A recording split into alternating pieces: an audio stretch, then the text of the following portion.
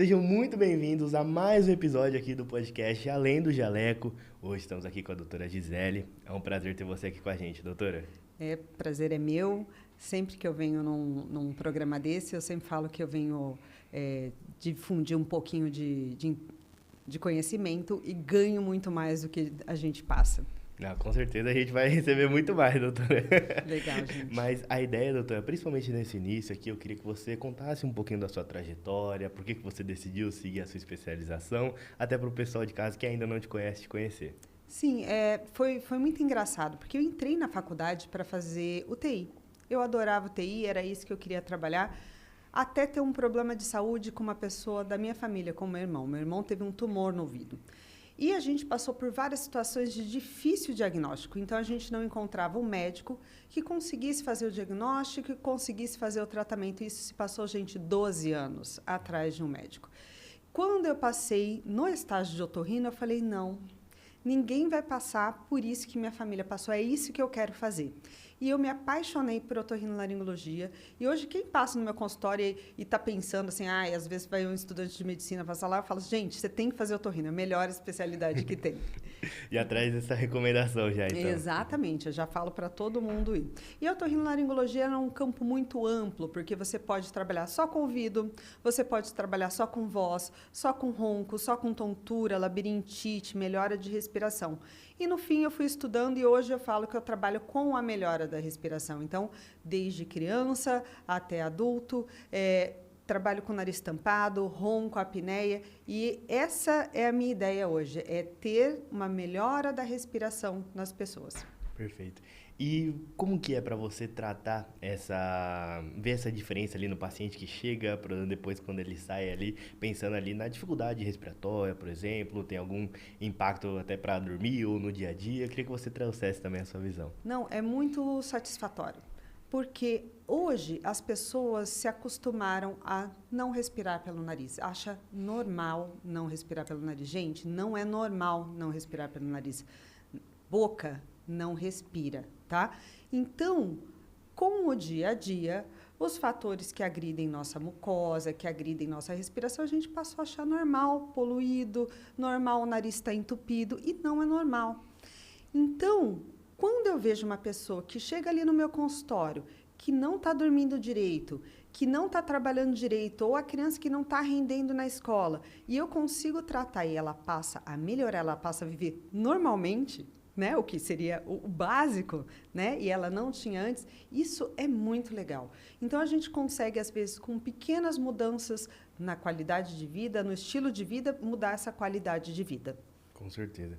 E, doutora, quais são os principais pontos ali que o pessoal que está em casa ali deveriam saber ali, que tá na hora de te procurar ali? Vou dar um exemplo. A pessoa respira mais pela boca, né, como você falou, mas tem alguns outros atitudes ali, ações que essa pessoa faz ali que vale a pena te procurar? Claro, gente, otorrinolaringologista é o médico que cuida do ouvido, do nariz, da garganta. Então, a gente cuida do olfato. Alterações de olfato, você tem que procurar um otorrino. Então, depois do Covid, isso veio muito à tona, mas antes a gente nem levava isso em consideração. Alterações do paladar, também é o otorrino que cuida. Então, se você está comendo um alimento, não está sentindo prazer mais em comer, principalmente em idoso, tem que ser tratado. A audição, muito importante, e não dá para deixar para depois. Então, qualquer coisa que está atrapalhando a audição, ou tendo um zumbido, ou sensação de ouvido tampado, não deixa o ouvido estar com dor para procurar um otorrino. E também alterações na respiração. Desde quando você nasce, você tem que respirar bem para ter um desenvolvimento sadio de alterações crâniofaciais que a gente fala, porque a criança que ela não respira bem quando ela nasce, ela não desenvolve bem a face e ela acaba virando um adulto de falseterado, porque o osso ele não volta mais. A gente tem aquele desenvolvimento na infância, na fase da adolescência e depois acabou. Se a gente não trata o quanto antes, a gente acaba deixando esse adulto com alterações para o resto da vida. Então, quando você vai procurar um otorrino? Sempre que você tiver uma tontura, uma alteração do nariz tampado, quando tiver uma dor de ouvido, dor de cabeça, dor de garganta. Então, são muitas doenças que o otorrino trata. No fim, vale a pena ter um otorrino de confiança para você sempre ter ali do lado. Com certeza. E você recomenda passar uma vez por ano, 2 vezes ali? Uma vez por ano já é o bastante, né? Principalmente para quem tem doenças respiratórias, se precaver um pouquinho antes do inverno. Então, consulte seu otorrinolaringologista antes do inverno se você tem alguma doença respiratória. Se você tem infecções de ouvido, antes do verão, porque tem muitas otites que vêm com a água, né? Com a exposição da água no verão, né? Doenças como tontura, aí você tem que ter um acompanhamento anual e alterações de audição também, tem que fazer uma audiometria anualmente, então vale a pena você passar pelo menos uma vez por ano com o seu otorrino. Perfeito. E aí, doutora, a gente está entrando, né? Estamos no verão, né? A galera tá indo bastante pra praia, vai pro sítio, né? Quais são as suas recomendações, assim, pensando já para essa fase do ano? Principalmente, a gente não usa cotonete, tá? Cotonete, se você ler lá na caixinha do cotonete, tá falando que não é para usar dentro do ouvido, mas a gente, né, não lê o manual de instruções e acaba colocando cotonete dentro do ouvido. Cotonete é para usar por fora do ouvido, nunca por dentro do ouvido, tá bom? Então, a gente sacrifica a cera é uma proteção, o ouvido produz essa cera para proteger o ouvido. E quando você tira a cera do ouvido, ela vai produzir mais cera. Então, se você coloca o cotonete, além dele empurrar a cera lá para dentro, ele faz produzir mais cera. Então, não vale a pena ficar usando cotonete. Quanto à água da piscina, gente, só evitar água muito gelada. A água muito gelada pode incomodar o ouvido, pode causar dor. Porém, a água quente também, quando está muito quente, ela tira essa proteção superficial da pele e pode dar mais infecção de ouvido. Então, não precisa ficar usando tampão, nada disso. É só sair da piscina, enxuga com carinho, sem mexer muito lá dentro do ouvido, que aí evita de ter infecções de ouvido.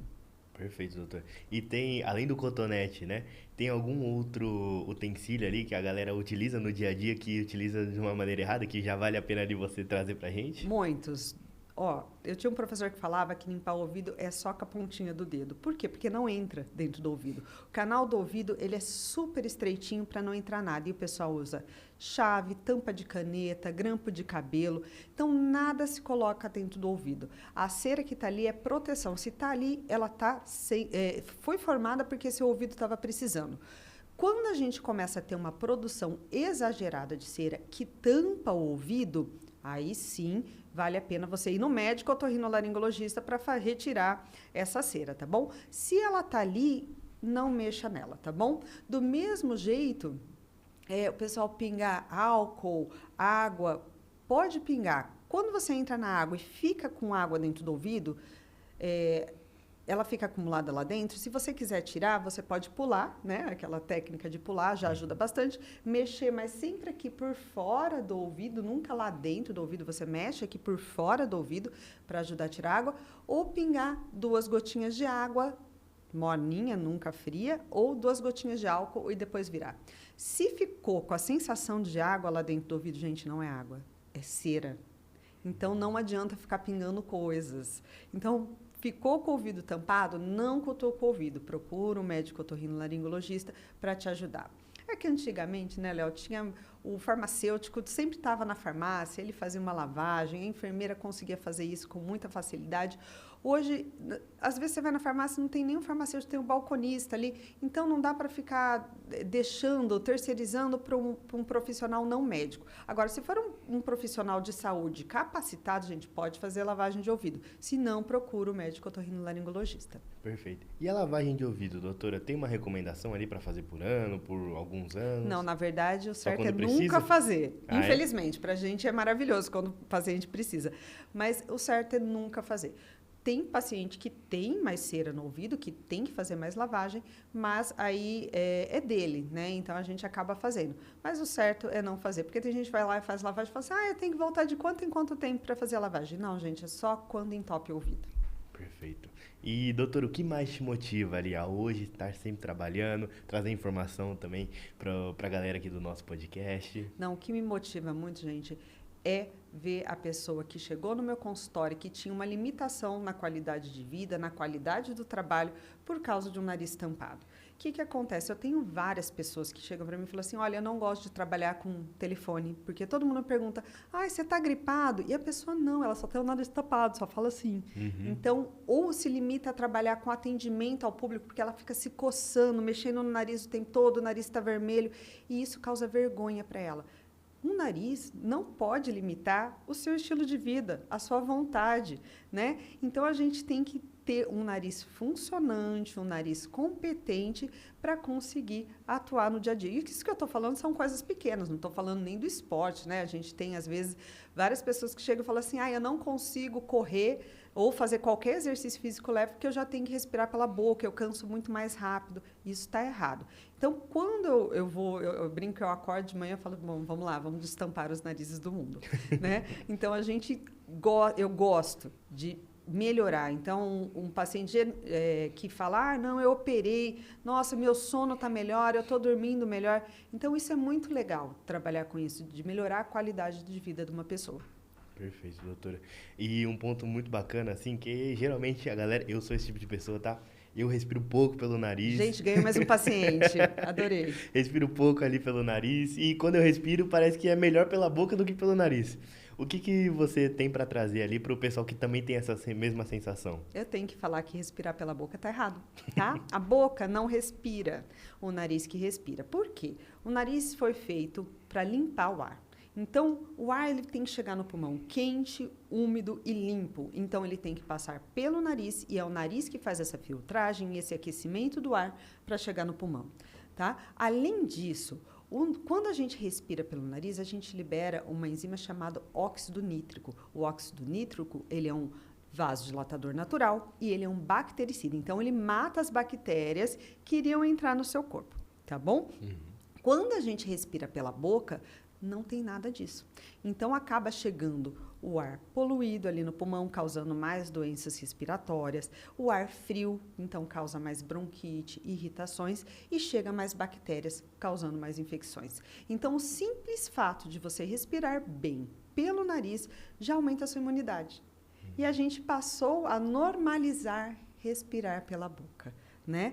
Então, você vai ver que até o sono fica prejudicado, a concentração, a qualidade no trabalho, a qualidade no estudo, a performance no exercício físico. Quando você passa a respirar melhor pelo nariz, tudo melhora, inclusive a calma, tá?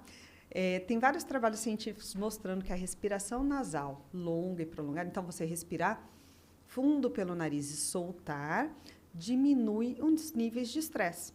Então, a gente tem uma ferramenta maravilhosa, natural, simples, e que a gente acaba não usando. Por quê? Quando você passa a respirar pela boca, você continua respirando.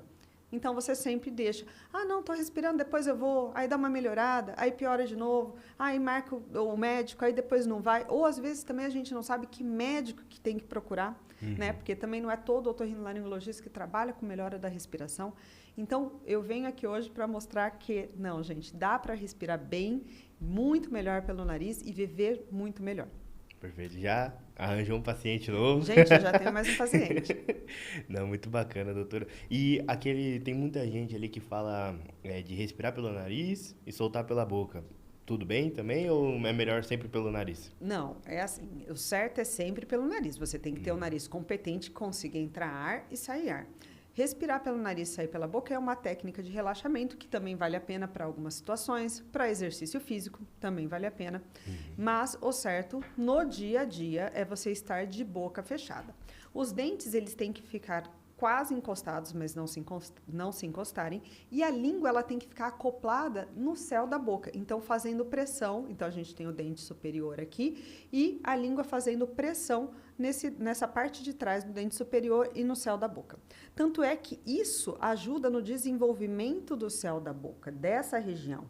Por isso que a criança pequena não pode respirar pela boca. Quando ela respira pela boca, a língua fica para baixo. Isso daqui tem uma pressão que fecha. Se fechar essa distância, primeiro que vai alterar a conformação dos dentes, os dentes vão ficar tortos, e essa chão do nariz, chão da boca, nada mais é que a base do nariz.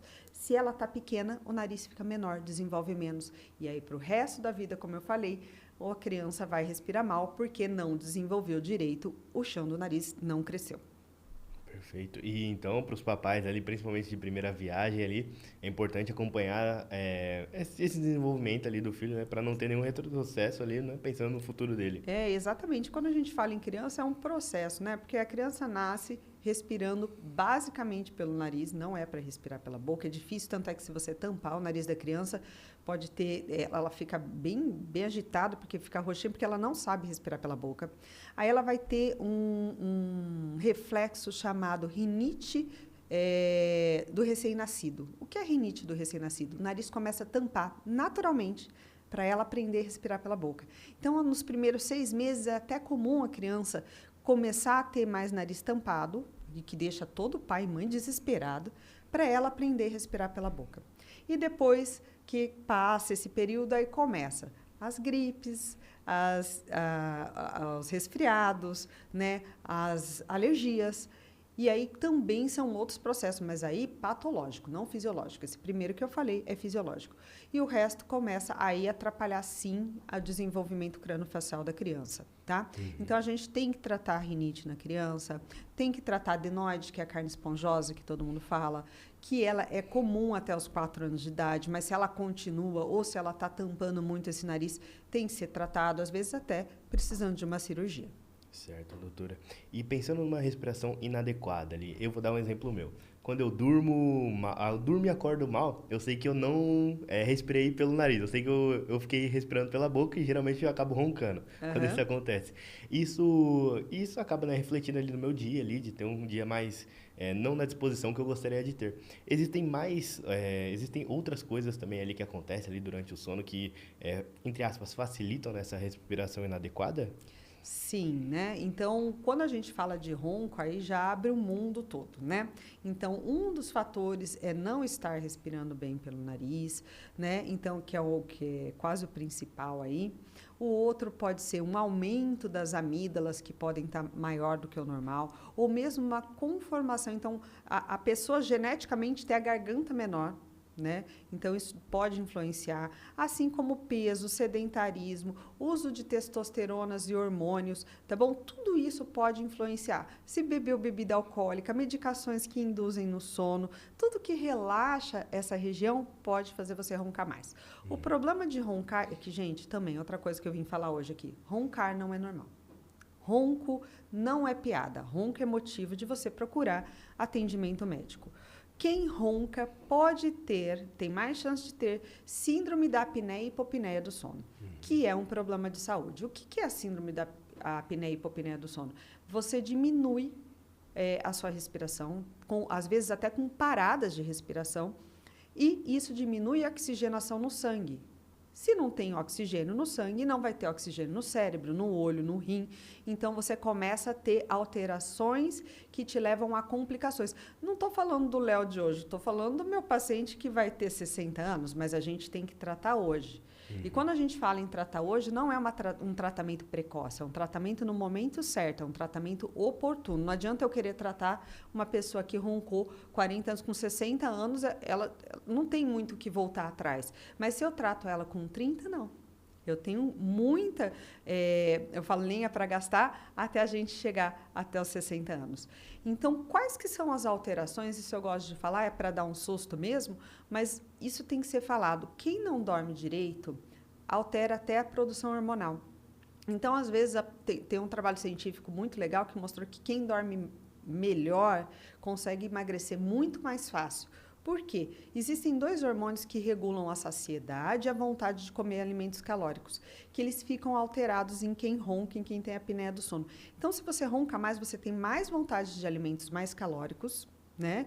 E você tem menos saciedade, então você tem que comer mais. Então, eu viro para a pessoa que precisa emagrecer e falo assim, você precisa emagrecer, mas o corpo dela está brigando para ela engordar, pelo simples fato que ela não está dormindo de maneira boa, competente. Então, a gente tem que colocar isso também para você ver como, eu falei, abre um mundo quando a gente fala em apneia do sono, né? Então, também, quando a gente não dorme bem, quando a gente ronca, a gente deixa de ter uma fase do sono que a gente chama de fase 3, que é um sono mais profundo, né? E deixa de produzir GH, que é o hormônio do crescimento. Esse GH aumenta a massa muscular e diminui a gordura. Então, você passa a produzir, ao invés do GH, você passa a produzir corticóide, que é o cortisol, que engorda. Então, como que a gente fala para uma pessoa, legal, vamos emagrecer, vamos ser felizes, se ela acorda cansada, tem sono durante o dia e o corpo dela está brigando para ela comer mais, alimentos mais calóricos e o GH, que é um hormônio maravilhoso, ela produz menos. Então, até nisso a gente tem que pensar quando a gente trabalha com alguém que ronca. Então, perfeito. Você que está em casa ali, quer emagrecer, tem que prestar atenção ali em como você está dormindo, como você está acordando, Acordando, como você está respirando quando você dorme. Pergunta ali pro seu marido ou pra sua esposa ali que eu tô roncando. Exatamente. E hoje tem uns aplicativos muito legais que você pode colocar no seu celular, se você dorme sozinho, que ele vê para você se você está roncando e se você tem chance de ter apneia, tá? Legal. Obviamente, todos esses dispositivos, eles são para acompanhamento, eles não fazem um diagnóstico médico, mas, por exemplo, dá para você saber, né, se você está roncando ou não, se você está tendo apneia ou não, qual é a qualidade do sono, quanto tempo você está dormindo. Então, dá para fazer esse acompanhamento. Inclusive, esses smartwatches que a gente usa hoje em dia, dá para a gente ver bastante da qualidade do sono. Com certeza. E aí, doutora, pensando até em outros pontos ali da parte ali do sono, né, dessa pessoa, você indica ali antes de dormir, por exemplo, sei que hoje em dia a gente não consegue ficar sem o celular, né? Tem que mesmo ali que ter aquela higiene do sono ali, isso interfere na hora de dormir. Queria que você trouxesse a sua visão também. Nossa, isso é importantíssimo, né? Também vem trabalhos científicos mostrando que depois desses screenings da TV, a gente passou a dormir 1 hora menos, né? Todo mundo passou a dormir 1 hora menos. Todo mundo vai maratonar um pouquinho, né? E essa luz, tanto do celular, do tablet, da TV, ela não deixa os hormônios indutores do sono te levarem a um sono profundo. Aí você vira para mim e fala assim, mas eu só durmo quando eu estou assistindo TV. Cara, você dorme de exausto, você não aprendeu a dormir, né? Então, vários atletas, hoje em dia, eles nem deixam o celular dentro do quarto, porque eles fazem essa higiene do sono. O que é a higiene do sono? Não ficar exposto à tela 1 a 2 horas antes de pensar em dormir. Fazer exercícios leves a moderados à noite, então não fazer exercício intenso, não comer demais, né? Evitar atividades estressantes mesmo do dia a dia no período da noite. Então, só vou responder um e-mail do trabalho, só vou abrir um PDF, né? E aí, quantas vezes você, no meio da noite, já acordou e falou assim, só vou ver um negocinho aqui, e você vai ver se já está 1 hora no celular. Porque ele não deixa o hormônio do sono te levar para um sono profundo. Não tendo sono profundo, vira aquela cascata que eu falei, de não ter hormônio bom, de não dormir bem, de não acordar bem. E aí, no outro dia, você acorda e faz o quê? Se entope de café para ficar acordado. O café dá um efeito rebote, e aí, à noite, vai ter menos sono. Então, a gente tem que tratar tudo, e não é fácil. Porque a gente quer o resultado em 1 semana, né? Falar, eu vou deixar de assistir celular, ficar no Instagram 1 semana e acho que vai resolver minha vida. Não, são meses de tratamento, 6, 7 meses de tratamento, de acompanhamento, de mudança de estilo de vida para a gente alcançar um sono de qualidade. Certo, doutora. E entrando ali na rinite, por exemplo, né? Hoje em dia a gente tem a vacina, né? Eu queria entender ali quando que é recomendado, se é recomendado também. Queria que você trouxesse a sua visão. Legal. A vacina é um produto que eu gosto muito de trabalhar, que tem um resultado maravilhoso. Só que é chato de usar, tá, gente? Não é uma coisa super fácil. A gente chama de vacina, mas o nome correto é imunoterapia. E ela pode ser aplicada debaixo da língua, sublingual, sem agulha, sem nada, ou subcutânea, que é aí com agulha, tá? Em quem que é indicado? Em todos os pacientes que têm rinite alérgica. Todos. Mas a gente não indica para todos. Por quê? Porque é chato de tratar, são 3 anos de tratamento, tem que ficar colocando gotinhas debaixo da língua todos os dias. Apesar das últimas guidelines ter mostrado que é o melhor tratamento para rinite, a gente não indica para todo mundo. A pessoa ela tem que ter uma disciplina, que não é fácil, né? E eu vejo mesmo pelos meus pacientes que começam a tratar, em 6 meses eles estão excelentes, eles estão sem usar medicação, a rinite saiu, foi embora. Aí eles param de usar. Geralmente, tratamento, né? Os trabalhos mostram que as pessoas seguram o tratamento por 1 ano, 1 ano e meio. E o problema de usar só 1 ano e meio é que essa rinite, ela volta. Não volta mais intensa, às vezes volta mais até branda, mas ela acaba voltando. Para você ter um resultado importante mesmo, são 3 meses de tratamento. Em quem que a gente indica? Eu indico muito em criança que a mãe vai dar a vacina, que aí a mãe dá certinho. Adolescente, nem pensar. Né? Até falo para a mãe, falo, olha, talvez não seja a hora. E aquele adulto que já está posicionado no mercado de trabalho, que já tem o seu objetivo, ele quer melhorar porque ele quer fazer um triatlo, ele quer melhorar porque ele quer participar de uma reunião e o nariz não ficar entupindo no ar-condicionado, essa pessoa usa. Tá? Então, não é que a gente não indica para todo mundo. Indicação tem para todos os pacientes de rinite alérgica. Mas a gente tem que ver também se isso encaixa no estilo de vida da pessoa. Certo. Se ela tem essa disciplina, né? Tem gente que não tem. Uhum. Perfeito. E aí, essa vacina, ela cura ou ela só diminui? Ali? Infelizmente, não existe cura para rinite alérgica. Ela diminui os sintomas. Então, o que acontece? O que é rinite alérgica? É uma reação exagerada que seu corpo tem a alguma coisa. O mais comum é o ácaro, né? A poeira, né? O gato, cachorro também tem bastante, mas o mais comum é o ácaro. Então, a gente manipula uma medicação específica para aquela pessoa. E ela começa a tomar em doses mais baixas e a gente vai aumentando essa concentração até o momento que o corpo dessa pessoa aguenta. Então, a gente tenta deixar o mais concentrado possível. E aí o corpo começa a entender que não precisa ter aquela reação exagerada. Porque o que é a rinite? O corpo entende que tem que mandar muita reação inflamatória para o nariz incha, entope, começa a escorrer, dá espirro, coceira. E com a vacina, todos esses sintomas diminuem. Perfeito. E, ó, acho que você está conseguindo muito ali um paciente, tá? Porque eu também tenho rinite alérgica. Mas geralmente vem tudo junto, é muito tudo impressionante, né? A gente começa a ver que o paciente sempre tem um pouquinho de rinite, sempre tem um pouquinho de desvio de septo. E eu vou falar um dado aqui que é muito interessante.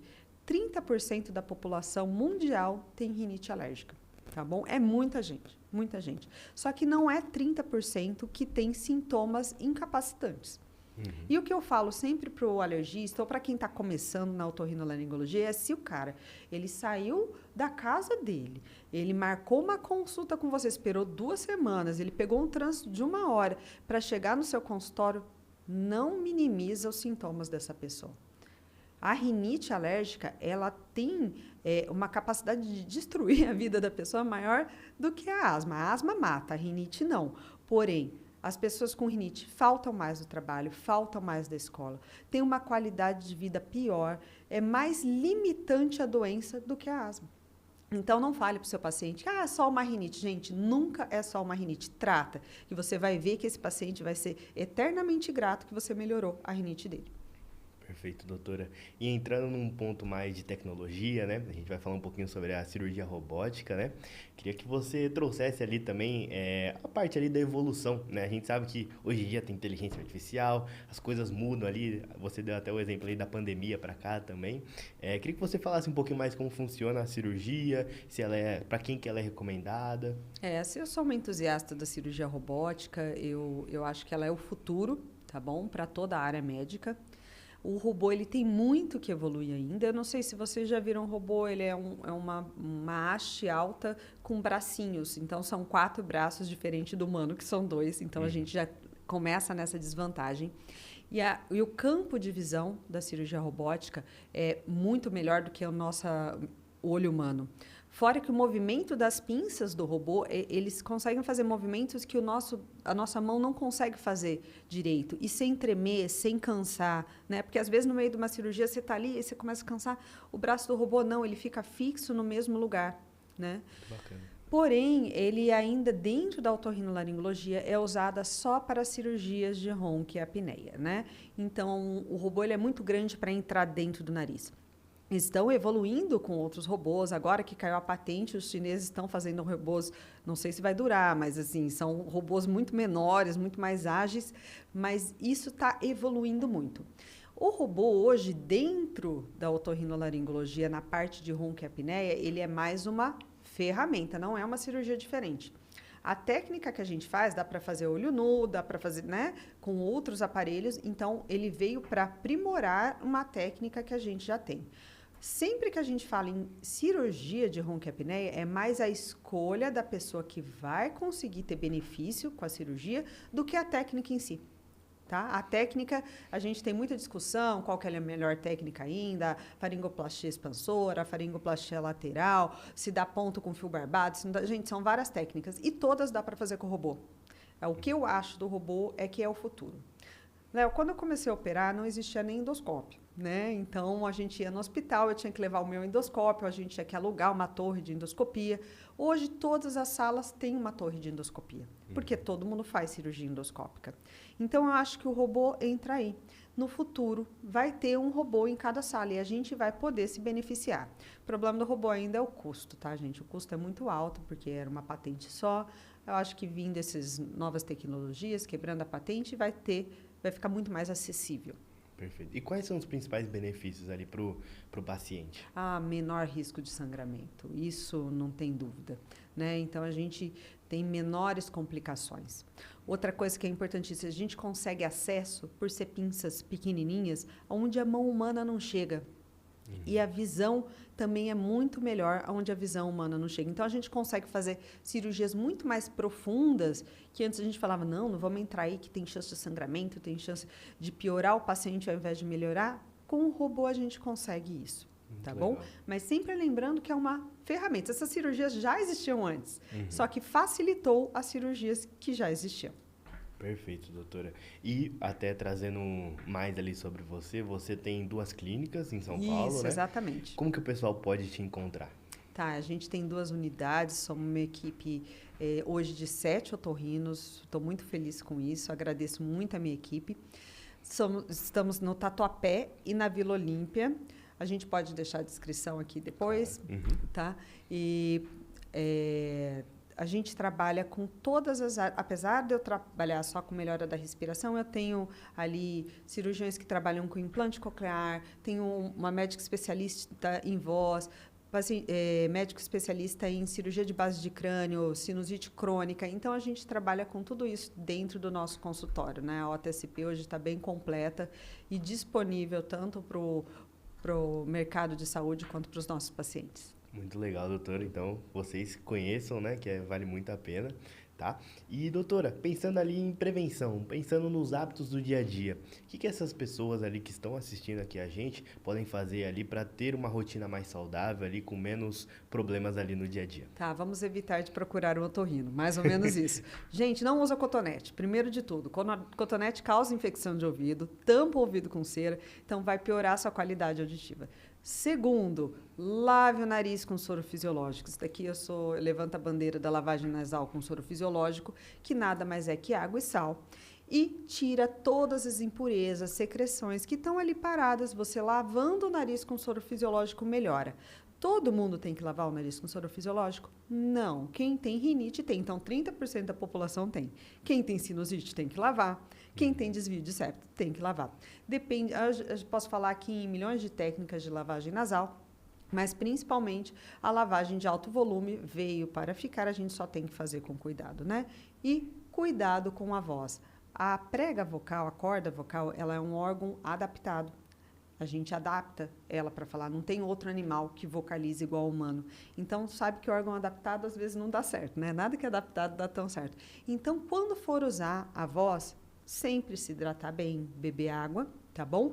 E nunca exagerar, nunca gritar. O ser humano não foi feito para gritar. Se você quer trabalhar em algum ramo de trabalho que fale muito, faça fonoterapia junto para fortalecer essa corda vocal. Então, são 3 cuidadinhos que eu sempre falo para todo mundo. Tem esses cuidados que vai manter o otorrino longe. Muito bacana, doutora. E quais são suas redes sociais também para o pessoal te conhecer mais? Tá ótimo. Minha rede social é Gi Otorrino, tá bom? Tudo junto. Tem no Instagram, tem TikTok, tem LinkedIn, YouTube e eu acho que é só, né, gente? Tá bom, de rede social. Sempre Gi Otorrino, tudo junto. Perfeito, doutora. E eu queria que você deixasse uma mensagem final também para as pessoas que têm algum problema ali e às vezes tem um receio ali de procurar um otorrino, tem medo, por exemplo. Tá ótimo. Eu sempre falo que respirar pela boca não é normal. O normal é respirar pelo nariz. A gente tem que parar de normalizar coisas que não são normais. Roncar não é normal. Dormir mal não é normal. Fazer exercício físico só de boca aberta não é normal. Quando você tem isso, você tem que procurar um médico otorrinolaringologista para ele te acompanhar, porque tem como melhorar. Quem respira bem pelo nariz vive melhor. Perfeito. Doutora, muito obrigado por ter vindo. Espero que você volte mais vezes e também que você tenha gostado. Eu que agradeço, gente. Muito obrigada. E você que chegou até aqui, não esqueça de se inscrever aqui no canal, deixar seu like para não perder nenhum conteúdo, que eu te espero no próximo vídeo. Até mais!